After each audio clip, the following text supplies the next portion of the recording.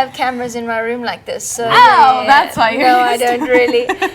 Okay, so this is day 2. I'm so excited to have you here today, Raquel. Thank you so much for coming. Thank you for having me. So first of all, I want just to introduce you to a little bit of the audience. Tell me a bit about what do people need to know about you, who you are? Oh my God, who am I? I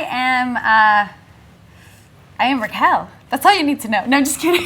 I'm the Raquel of this generation. See, the past generation had Raquel Welch. Now you have to remember Raquel Pomplun. Exactly. And if you haven't followed her on Instagram, her Instagram is? At Pomplun, RPOMPLUN. But no, my backstory is I came into this industry. It's really funny. I actually was in school for biochemistry. Yes, I am a nerd. Under all this, there is a nerd. But I do have 20/20 vision, so sorry guys. I guess I'm not a legitimate nerd, right? Yeah. That's what sets you apart from everyone. Right? Having glasses. You'd probably be very, very, very, very, very wealthy in Silicon Valley now if you had worse eyesight. I know, right? No, I'm joking. That's so stereotypical not right that now. kind of nerd though. I'm a science nerd, not a tech nerd. No. Damn. So yes. If I was going to be a nerd, I'd want to be a tech nerd. Right? That's the future right now. Although with science, what I was going to specialize on was genetics. So okay, but now you didn't take the nerd avenue. You came to LA. Tell me, how the hell did that happen? That's a really good question. So basically, I needed to pay school like everybody in this country. Yeah. And I didn't know I didn't have the means to pay school. My parents are actually very, we're from a, I guess, mid to low class. Yeah. So I was like, several people, I was modeling when I was younger, and several people said, you should do like Hooters and just compete for the calendar and win a bunch of money, or do Sports Illustrated, the bikini, or better yet, pose for Playboy. You'll get your money there. And I'm like, by the way, by then I was already married. Oh, so I was like, so you had to get your husband's permission? I was like, I don't think my husband's gonna like the whole Playboy thing. And even aside from my husband, I don't think I want to show the whole wide world my body parts. So I was like, no, I'm just gonna pass on that. So I got home and I told my husband, just as a comment, like, can you believe like my coworkers said this? And he's like, that's a great idea. Exactly like that. Just like that. Like, yeah. And I was like, are you kidding me? Do you even know what Playboy is? And he's like, of course I know. I have all of them under my bed. Come look. No, really. He's like, who cares? Like, it's going to get you through school. He's actually one of the few people, aside from my parents, who see me and that side of me, like my intellectual side. And he's like, you have to finish school. There's no way. Ironically enough, I haven't finished school, so there you go. Okay, you just said that he and your family are the only ones who see you that way. Yes. So they were like, you have to have your degree. But what about now? I mean, don't your friends and family, and how is that affecting your career now? Because you're not doing Playboy now, so now what? How many years ago was Playboy? Playboy was back in We got a truck. I think we're good? Yeah. If you would just re-ask the question you were asking. Okay, so you said to me that your husband and your family are the only ones that see the other side of you. But how long ago was Playboy? I mean, surely by now there's people in your life and your fans have realized that there's this whole other Raquel? Sort of. My real fans know. They know how smart I can be, I guess. Not that I care to prove anything, as long as I know who I am and what I'm capable of. That's all that matters. No, reality is Playboy was in 2012. I was Miss April 2012. Yes, I am Googleable. and Someone then get me a phone. and then I was Playmate of the Year 2013. So the Playmate of the Year kind of opened a bunch of doors, and at the same time shut a bunch of doors. So it made me realize how much I love the entertainment world. I've always been a performer. I've trained in classical ballet. I was in theater in school since I remember. So basically, it kind of reminded me how much I love the arts and performing and being in front of the camera or on stage or whatever the case may be, or just entertaining. And I was like, yes, I do have an intellectual side, but I actually love this. And aren't we supposed to do for a living what we love? That is true. That's true. That's what I'm doing right now, having everyone in my bed. It's great. It's what I do for a living. Loves being in her bed. Having beautiful women in my bed, and some men too, I guess.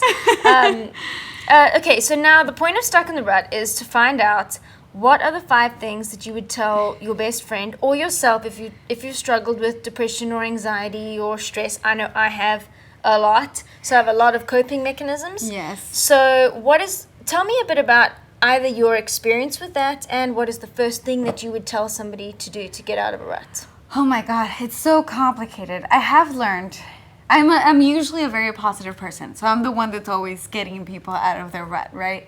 But I have learned that just like our fingertips and our fingerprints, every person is different and every situation is unique. Mm-hmm. So we can say anything. We can go on and tell them anything, but if they're not ready to accept, that's another thing that us as like positive, encouraging people have to understand. Sometimes all they need is to stand next to them and be there for them. Not leave them alone. I am leaving you alone. That's for sure. No isolation. That's the first thing. So no isolation. No isolation. Just be there for them, even if they don't want to talk. Or some people want to talk. Just listen. But the first thing I would say is, what do you need? What do you need? And then listen, because sometimes listening to their needs or listening to the fact that they don't even know what they need helps them realize what they need. Mm-hmm. And sometimes that's all they need. Oh, I just said need a lot to get out of that rut. She's very needy today. I'm needy all the time. It's okay. I'm Mexican. Come on, we're needy. But I guess that's the first thing. What do you need? To ask them. Yeah. And 99.9% of the time, they won't know. I didn't know what I needed the one time I suffered extreme depression. I didn't know. I know I wanted to sleep. That's true. Okay, now I know because you already told me beforehand about your depression, but I think of all the people that I've spoken to recently, yours has been very unique. And different. Tell me about how this whole thing went down and then how you realized what the hell was happening to you. So first of all, before I tell my story, I gotta say this. I've always been a very positive person. To me, that glass is always half full. Always, no matter what, because you could have nothing. And to be honest, the glass does come without anything, so yes, it's half full. That's true, it does come empty. But you know, you're young, you're immature, you don't know life, and you really never stop learning, right? One of the things that now I criticize about myself when I was younger is that I would say, how hard can it be to get out of depression? Why are you in depression? Why are you depressed? Yeah. Come on, life is beautiful. After that kind of slap in the face, should I stop? Yeah, let's stop. Another beeping, guys. So as when you were growing up, you felt that you didn't understand why other people were depressed, and you just didn't understand how come you can't snap out of it. Then you found yourself depressed. Now what? Now I was stuck in the rut, literally. So let's say... What did that look like, first of all, for you? Because everyone is different. You know what? I'm going to be honest. The first week, no, that's a lie. The first 3 weeks, I didn't understand what was happening. You must have been crazy. You must have been like, I'm just really tired. All the time. I couldn't understand what was happening. I was like, why can't I just smile? I was sleeping 13 to 14 hours a day. Yes. When usually I only sleep like 5 hours, guys, because my days are long. 5 hours and you look that good. Well, I might nap here and there. An hour nap. But thank you. It's the makeup. Oh, okay. You'll have to teach me later. What? And then iPads. They're really Oh, awesome. I use those in the morning. I wake up and put them on. They're I the bought best. like an obscene amount of Korean beauty products off of Amazon. It was amazing. Just follow her list. I'm serious. I have a whole list which I haven't released yet. Just you wait and see. Oh, there you go. Okay, so now, so you were having all these symptoms. You were not doing what I broke you out normally in do. full acne within 3 days. Like I went from no acne to full-on cystic and external acne. But now I'm a model. I know from my own experience of that, it's been awful when that happens. Tell me, How did that? What happened to your career? I mean, your agents must have been really mad. My agents were kind of comprehensive, not okay. They were comprehensive. They were like, oh, it's gonna go away, you're fine, whatever you're doing, change it, because they thought it was something I was eating or whatever the case may be. And I was like, okay, yeah, I'm trying to do everything. I even changed my diet to try and see if that was What did you change it from, and what did you change? What did you change it to? I'm Mexican, guys. I eat a lot of grease. Not grease, like just the grease, but every recipe has a lot of grease. So I try to eat more clean, try to eat basically more sort of vegetarian in a way. Oh, interesting. Didn't work because it was more internal what was happening to me. Then what happened? And then everybody had a saying in what was happening in my life. Everybody. Oh, it's stress. Oh, it's the products you're using. How many people told you to make a gratitude list? No one, actually. Really? Because that's my solution that everyone keeps telling me. There you go. If you just were grateful, you wouldn't be depressed. I'm like, being ungrateful didn't make me depressed. Just so you know, that is not what happens. So I don't think a gratitude list will help. But thanks, though, for that incredible advice. Yeah, right? I will try. No. They were more like, oh, it's stress, honey. You need to stop stressing, because to the entire world, I'm a very stressed person. And maybe I am, but... Maybe that's your act. Like, you pretend like you're really stressed so that people won't load more stuff on your plate. Maybe. And then you keep going around just chilling out, actually. Maybe that's what I would do. It's a great idea. Who knows? I mean, I know I can get stressed, but I feel like it's momentarily. Yeah. Like, I'm stressed at the moment, but my life isn't really stressful. Yeah. Anyway, so I got full-on acne. I'm sleeping 13 to 14 hours. My whole entire house, every single shade is shut. Yeah. Darkness. That's epitomizes the sadness. I think it was on month 2, guys. Month 2 of my depression. My depression was about 6 months. That I realized that my house was dark. When the first thing I do when I wake up is open everything. Okay. And I was like, okay, this is not normal. So then my father's, he's actually a doctor, and he's like, I'm worried about your acne. This is not normal. It's only getting worse. We should try this. We should try that.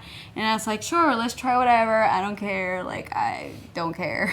At this point, it's effed up, Yeah. So what happened was that by month 3 or 4 of this extreme depression, I'm lactating. Guys, I'm not pregnant. I haven't been pregnant. I have no kids.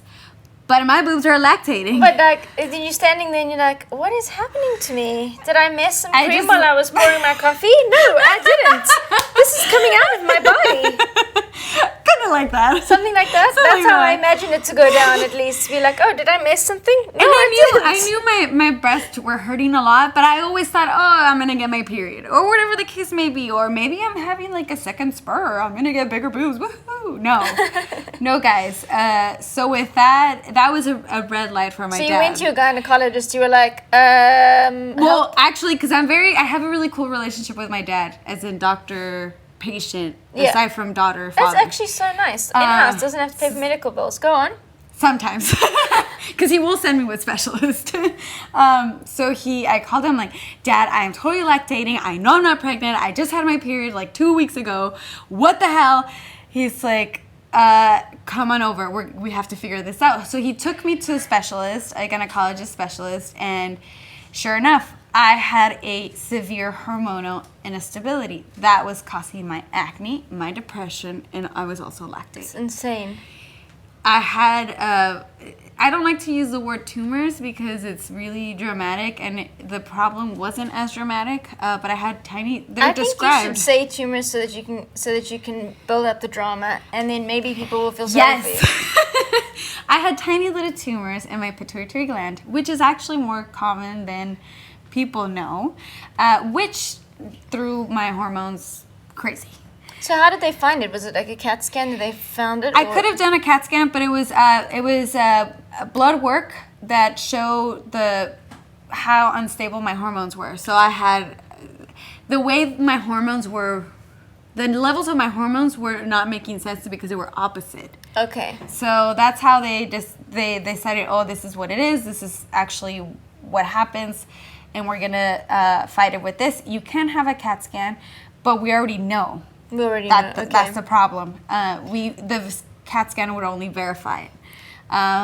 It doesn't matter. We still have to attack it right now before they grow bigger, because if they do grow bigger, you kind of lose your peripheral sight. Oh, really? Yeah. So hey, if you can't see your arms, if you're feeling depressed, go to your definitely gynecologist. go to your gynecologist first. Yeah. If you don't see your arms, you're depressed, you're lactating, and you have acne, go to your gynecologist. So they fixed you with the pill. Yes. That's what you told me. It was a little pill that was like this tiny that I had to take Mondays and Thursdays. And 3 months, and acne was gone, depression was gone, and milk was gone too. So my boobies were not hurting anymore. that was so great. I love the story. Did you try additionally any holistic kind of treatments while you were busy with that, or no? Did you just Not go straight really. with the I just Western went medicine with, stuff? because I was working, Yeah. I just went for Just that. went for that. The only thing that was horrible, guys, and this is something for women and for men who are watching to understand. Men can support their women in this. You know, I'm talking to a lot of women, and a lot of women are expressing these things which are really important. But it's equally important for the men in our lives to support us during this thing and not be grossed out by, oh, we're having hormonal issues. Oh, we're wanting to step into our femininity. Like, this is important stuff, and it's just as important to have, what do they say in LA? Hold space, I guess. Yeah. And think about it this way, guys. You might not be a father of a girl yet. You might never be a father of a girl yet. But if you ever are, you know how awesome my dad only knows all this because he's a doctor. But you know how awesome that relationship has made, and how strong it has made me as a woman to have that connection with my father, because he knew how to help me and relate. You don't have to be a doctor. You just have to understand what we're going through and be there for us, and not just opt out because, oh, I'm a guy, I don't really have to know this stuff. No, you kind of do, because one day you're going to be a father of a little girl, or just to be there for your wife, just as your wife has to be there for you. I mean, thank God you guys are more simple. Thank God, because one of us had to be simple, right? Exactly. But I'm fine being more complicated. Hold for a second. I'm fine being complicated too. Yeah. Great. Okay, so we know okay, so that's right. Issue number one was to what was issue number one? We lost her. I've already lost. What was your first one? Your first one was listened. Oh, the and first ask one what was they listen. need. Listen and ask what you need. The second one is go to a doctor and see if something's actually medically wrong with for you. For reals. This is for all my women. Even for, I think men And do men have too. Men can have hormone issues, I think. hormonal issues. They can have At the same sympathic time I was period going pains, through too. this, the aunt of a friend of mine was actually going through the same thing, where her brain was creating less dopamine that we're supposed to naturally. So she was like getting anxiety, but like, what do you call it, like episodes like where she would actually run out of her house for no reason and like be really paranoid because she didn't know what was happening. So yes, go to your doctor. You never know, you might have something chemical in your body that's like keeping you from being stable mentally, emotionally. It could be your hormones. Hormones, I'm telling you guys, hormones are the real problem of this world. That is true. That Well is done. true. Right, number 3. What would you tell someone for the third thing to get out of a rut? Third thing, this is the most important. Once you figure out that it's not something chemical in your body, or like, or that like you don't have imbalances in your hormone, the first thing that I would repeat people all the time is, you are great. Love yourself. You are awesome. This is what you bring to our relationship. This is what you bring to the world. This is what you know you can bring to the world. You are this, and keep it positive. How do you discover those things about yourself? Because I don't necessarily look at myself in the mirror and think that I'm that great. So if you're suffering from a low self-esteem, exactly. Like I look in the mirror and I don't see what is maybe seen in the pictures. I see all my flaws, like I think most people do. We don't see the good things. How would you encourage somebody to actually love themselves and be kind to themselves and really, embrace who they are to get to a place of peace? Do you think? I guess it's like Is there anything I you've don't done? even know how to say it, but like basically I will hang out with the people who will give me that. So, and in turn, I will give you that when you need it, if that makes sense. Okay, so it's like a self-esteem exchange kind of thing. Yes. So, first of all the toxic people in your world, don't try to fix them. If they don't want to change, they don't want to change. It's like you, if you don't want to get out of depression, you're not going to get out of the depression. What's the best way to get out of depression is by you wanting to. That's the first step. Any disease, in alcoholism, drugs, what's the first step? Accept you have a problem and try to find a way. If you're not capable to do it yourself, go to that girlfriend or guy friend who's always saying, girl, but you are awesome and you are so gorgeous. What are you talking about? Like, why are you bidding yourself for that job for $2,500 when you're like $5,000 worth? I'm Like, gonna hang out with Raquel all the time because I really feel good about myself. I mean, seriously, I just want to hang out with you all the time. Thank you. But no, really, I do thank God. I mean, knock on wood. I'm saying thank God and knocking on wood. That kind of contradicts itself. But that's okay. That's my religion, okay? You can do whatever you want. I have people like that in my life, and I appreciate them 100%. And I make sure that whenever they need me, I'm there for them too. Yeah. So that's one thing that gets me out of my rut, is to go out there and hang out with the people I know are not going to fail me, because that's the medicine I need at that moment. Why am I going to go out with my girlfriend who's also, depressed and says, yeah, we both suck? How is that going to help? At least if you're going to jump off a bridge, you're going to have a buddy to do it with, I guess. Okay, number 4. What's number 4 on your list? Number 4, I actually do have these written down. She's It's so in my prepared. phone. But no, I want to know, I want it to flow out of you authentically. I don't want your list. You know what? Number 4 is do something you love. This sounds very cliche, I know, but it does work. For example, even if it's eating. What would you eat if you were going to be eating something and you were depressed? Say, for example, I would eat chocolate. I would eat pizza, because I don't usually get to eat pizza every day. I have a very strict diet. I can't just go and eat pizza. So I would be like, I am depressed. I don't care. What makes me happy? Pizza. Okay, I have a bit of an obsession with Domino's pizza, and it's actually kind of sick.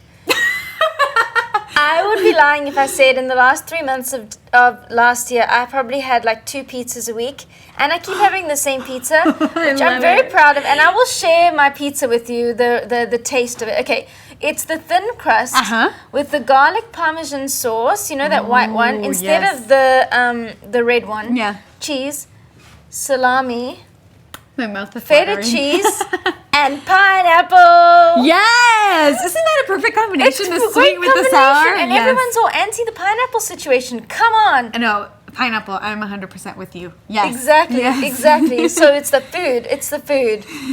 And you said, okay, do something that you love aside from eating. It could be what running. What is the thing that you love the most? It could be reading. I love going to the theater, movie theater. I know it might be expensive sometimes. I get anxiety in movie theater. Really? Yeah, I can't go by myself. But that's what I'm saying. That doesn't work for you. But what's your favorite thing to do, like in the whole wide world? My favorite. Okay, if I'm really angry, then I go to the batting cages and smack some balls. If I'm feeling like I need to calm down and focus, I go to the driving range and do it in a calm mannerism. There you go. And if I'm feeling like I don't want to think about anything, I make my friends play gin with me. See? That's what But I you do. already know.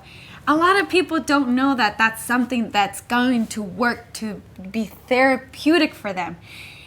There has to be obviously someone to tell them, hey, do this. Find your favorite thing to do.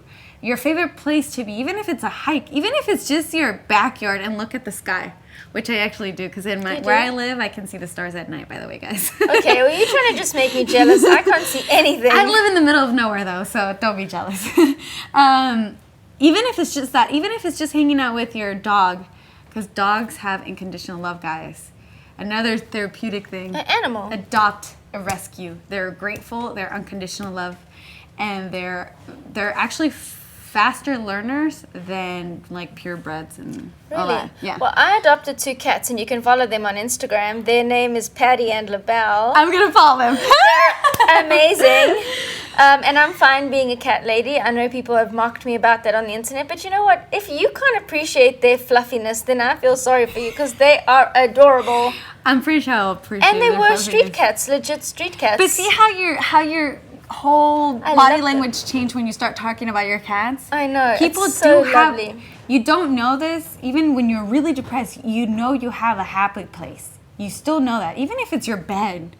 Even if it's your bed. That's why we're in the bed. Yeah, right. That's why, because when I was thinking about this, where do we go when we're in a rut? Let's get real. I'm not getting out of my bed. You know what's even worse? Sometimes I want to get underneath the bed. Right? Because then I know nobody's going to find me. If I just stay there and I'm quiet, I But know guess I'll who's be gonna fine. find you? Me. I'm going to find me because You. wherever I go, that's where I am. And you're still gonna see yourself. Exactly. Well, the cats will find me too. They'll I probably was gonna bring me say little that. toys Your or something. cats or your dog will find you. And Okay, they'll be number like, come 5. on. Tell me number 5. Number 5, it's in my phone. What was number Okay, but 5? think about it now, just authentically. You're sad. You're feeling like crap. You're in bed. What are you going to do? Shower. Just get out of bed and shower. Get out of bed Honestly, and shower. Make pretty. Just shower, eat some grapes and pineapple. Honestly, when I was depressed, it was really hard to get out of bed. That is for sure. Now that I've been through that, now I'm like, okay, I am thankful in a way that I went through that because I won't be so judgmental of depression itself. I understand it's a disease. I understand it's a problem. And therefore, I actually want to be there more for people who need that help. There's a difference between depression and there's a difference between negative, toxic people. Huge difference. Negative, toxic people, you can go have fun with your life. But depressed people, there are people that care and are here for you. It could be people who've suffered from depression before. And like us, we have tips. We can give you tips. It could be people that have maybe never been in depression, but you know what? Their positivity will take you out of your rut. Also, you know what? Look at the people around you in your life before you just, I mean, yes, we're saying you have all these people in your life, but I've found I've actually had to remove certain people because their toxicity was making me depressed. Yeah. Even more than I was. And they're not even depressed. They're just bad They're people. actually vindictive, and they're happy to be evil. This is for real. I feel like if I had a twin, that my twin would be the evil one and I would be the good one, but then sometimes I'm not sure. No, you'd be the good Oh, one. you're the good one. You'd be the Okay, good I'd one. be the good one. You don't doubt that ever. No, I'm the good one. I'm the good No, one. for sure. No, but don't. That's what I keep saying. Don't confuse negativity and just toxic people with depressed people. There's a huge difference. Yeah. A depressed person will not try to hurt you. A negative, toxic people will take advantage of you and try to hurt you. So don't mix those. So there's a saying in Spanish which probably won't translate as well in English, but Well, say it in Spanish so the Spanish people can know for my it. Spanish speakers, un clavo saca otro. So basically, one nail will kick out the other nail. So if you have something in common, why not be there for each other? I've gone through depression. If you're going through depression, like, I'm pretty sure I can somehow help you, you know? Reach out to the people who are now happy and you knew that they were in depression, or you didn't. If you didn't hear from someone in 6 months, they were probably going through a problem that depressed them. That's true. That's true. Sometimes I said people are like, I haven't heard from you. I'm like, I know. Maybe you should have reached out again. So maybe reach out to those people, connect. You might have more things in common than you think. You might be able to one help out the other. So there's really not a right equation to depression, but one right mentality to depression is to be there for each other. And if you're depressed right now and you're listening, do not close yourself up to the world. We are here for you. Comment underneath. Tell Comment us your underneath, story. yes. Tell us what's going on, and tell us some of the things that you're doing to get through your stuff. Like, you know, if all you did today was get up and make your bed, well, then write that down because well done. That's a step. That's a huge step. It is. You're out of your bed. Huge step. I have That's a it. friend who's going through some stuff. and I'm keeping a secret list of the things that she's doing well. So the next time she freaks out at me, I'm going to pull out the list and be like, but you know, in the last week, you've done all of these things. And then she's going to be so excited. I can't wait. I'm almost excited for her next meltdown. I'm waiting patiently. There you go. That's kind of sick. That's a good person that's there for her friend. Yeah, that's kind of sick, though. I maybe shouldn't be doing that. That's not sick. But she's going to be happy That's when thoughtful. I tell her. That's I'm going to be like, thoughtful. on Monday, you got a smog check. On Tuesday, you went to the DMV. So I'm just saying your Guys, that life takes is going on. To go to the DMV, are you kidding me? That takes a lot. Exactly.